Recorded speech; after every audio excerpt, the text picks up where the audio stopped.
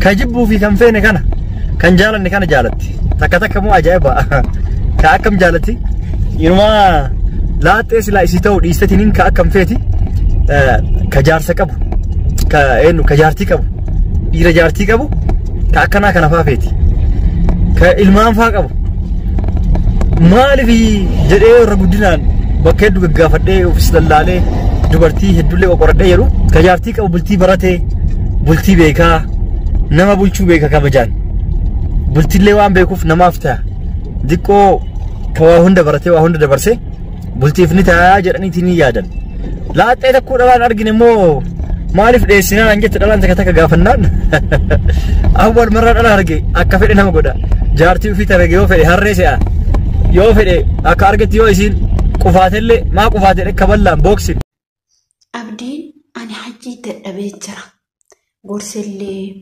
akka hiriyyallee lolillee arrabsellee caaltullee gorsee caaltuun immoo achi kaatee hiccitii kenna gara isaatti keessitee akkasittus dhiisee gorsee irraa dhaabannee gorsee jira jechuudha. Hajjiin yeroo hundumaa bakka hojii yoo deemullee hin rafaa hojii isaa sirnaan hin hojjetu jedhe jechuudha abdiin.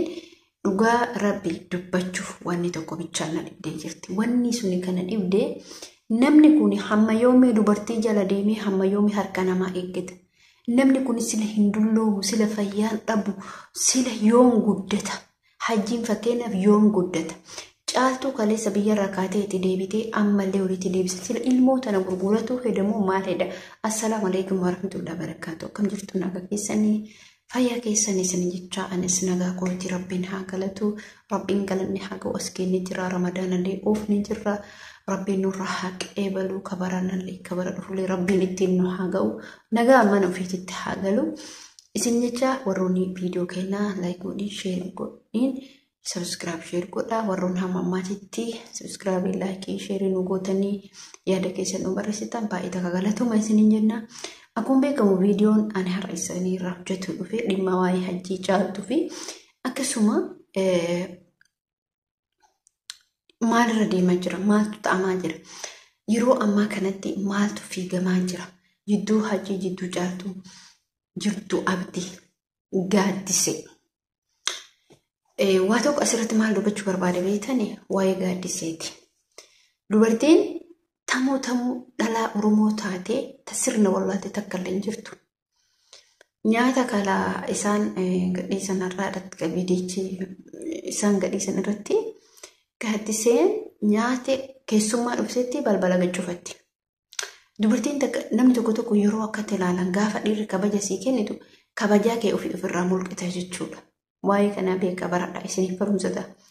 Namni tokko abbaa manaa ofiitiin gaafa wal lole gaafa hiriyyaan isaa sitti dhufe gaafa maatimmaan isaatu sitti dhufe waan san hundaa keessa keetitti qabattee hiriyaa isaa san fira isaa san fuula ifaadhaan gammachuudhaan galchitee booda waan gaafatu isa gaafata tana gaaddiseedha qabadha dubbiin ta gaaddiseedha no hara akka nama gowwaa wayii jechuudha keessummaan dhuftee balbala abdiin irratti maal jechuudha kun xiqqeenni akkana maanne dubartiin jedhamtu bar isiin kun jechuudha baqqaan jiraa miti. Haalata biraa agarsiisaa deemte jechuudha. Sirriin goone kana maati? Bakka yeroo abdiin kabaja sii kennee si fuudhaa sirnaa maatii keessatti erga dhiyeessutti ati qammaan akkana goote gaafa inni si fuudhe hoo maal taata? Inni kun barkaluu jira si dhiisuu danda'a. Si dhiisee minyoota fuudhuu danda'a. Si minyoota dhiisee dhalaa biraa fuudha sirna beektu. Ta isa kabaju ta maatii isaa kabaju. Bakka maal akkana jechuun kun sirrii miti dubartiin roon akkasiin bareedu. Keessummaa dhufturatti hajjiin kun mootu hiriyaa isaati ollaati hajjii duuka muki amma immoo hiriyaa abdiitu dhufe saanii jalatti darbite bishaan jalatti darbite kalas caaltuun dhoke haadheettu si maaltu si galchi atiif caaltuun marwan walitti hamma feete yoo maal tumte hamma feete yoo si tume fakkeenyaaf dubartoota jechuun dubartoonni hundumtuu abbaan manaa keessa yoo isin tumee isin waan fedhe isin godhee isaan dhoodda yeroo keessummaa fudhatee gale ati akka nama inni isin tuudhetti fuula kee ibsitee dibattee dhiqattee isa eeguu qabda. Maaliif ree barii niitii dhibalu sun akkasii jedhan. Ati amma bakka si maqaan si badee barama bakka. Ati ammarraa yoo eegalte utuu abdii walitti hin dabalaminni maal eegalte balbala cufachuu eegalte. Dubartii dhiiratti balbala cufatu sima argine yuuti. dubartiin dhiirsaaf kabaja gooti. Dhiira kabaja namaa goote abbaa manaa ofii matarratti baatan miila dhiqaniif yeroo inni alagalu tokkoffaa bishaan ho'iftee loomii jettee soogidde jettee saafaa keessatti naqxee sifsif gootee dubartiin aqlii qabdu abbaa manaa isii sanarraa miila dhiite. Balbalatti gadi cuftee ati dhiiroo dubartii siin jenna ree gaafas. Kuni dogongora keeti. Lammaffaa caaltutti dhufna. Gaafa caaltutti dhufnu obboleeyya kiyya waa tokko bara waa tokko beeka. Caaltu fajjiin xamadanii wal qaban. Ati hajjiin kuni maalnatiif akka inni dubartii biraa si dhiisee deemu mataa kee keessa galchi ilaali. Abdiin si gorsine jedhe nama kana qabadhuu jabeeffadhu siin jenne jedhe. Nama kana qabattee jabeeffachuuf ta'ama hajjiin itti dhaqxuun illee teessiftee nyaachisuuf. Yeroo muraasaaf sanbooddee hojii deemi jettiin. Ta'ama inni dhaquuf deemtuun immoo nama hedduu keessa nama hedduu wal loltee dhiira biyya san keessatti dhiira hedduu wal loltee ulfaa illee maal jettee viidiyoo ofii isiitii mataa isiitii mana haakimee dheedee hojjettee gadhiifte. Hajjiin kun maal si dhiisee dhalaa biraa maaliif deema? Rakkoon ati qabdu maali? Caaltu ati nama yaada qabu ati nama yaadu.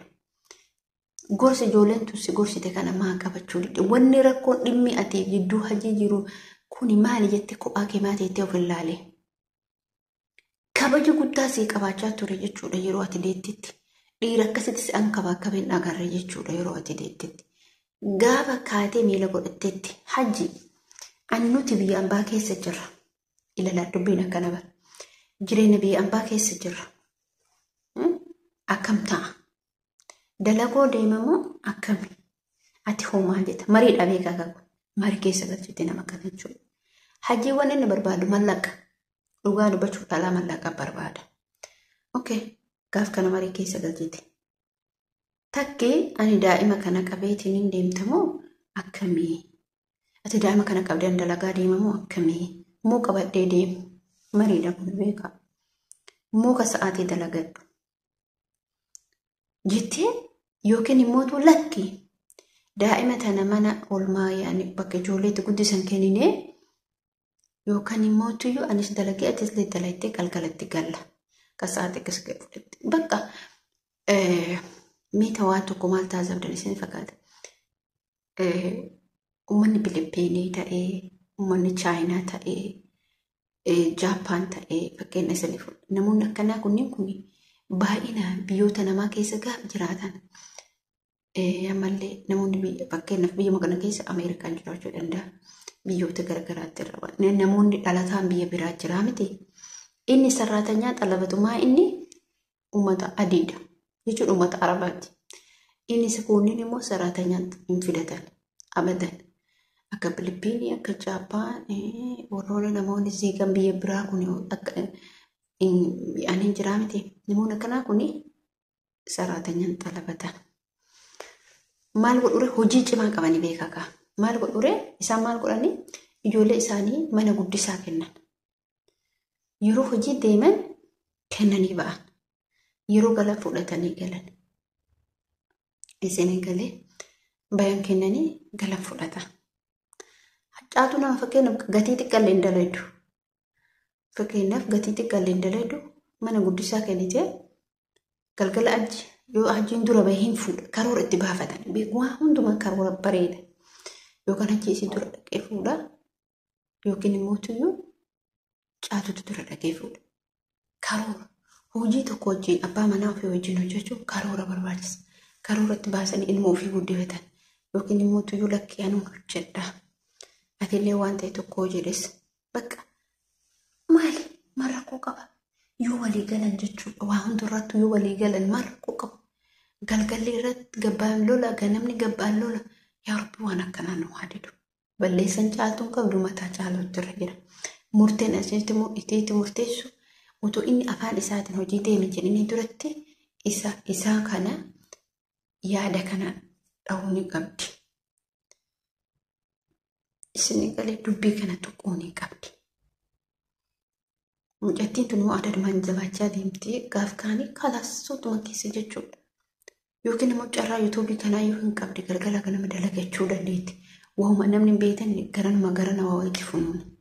Waliin madaalti gatii kamtu qaba qabdi. Yuutuubii gatii qaba mana namaa dalagee gatii qaba. Ookee mana namaatu caalaa yoo gara mana namaatti bobba'uudha. Bare ijoolleen biyya Arabaa keessatti mana namaa daa'ima qabatanii kan dalagantu jiru. Caaltuun nama daa'ima qabattee dalagachuu dandeenya. Nuti uummanni Habashaa jechuudha.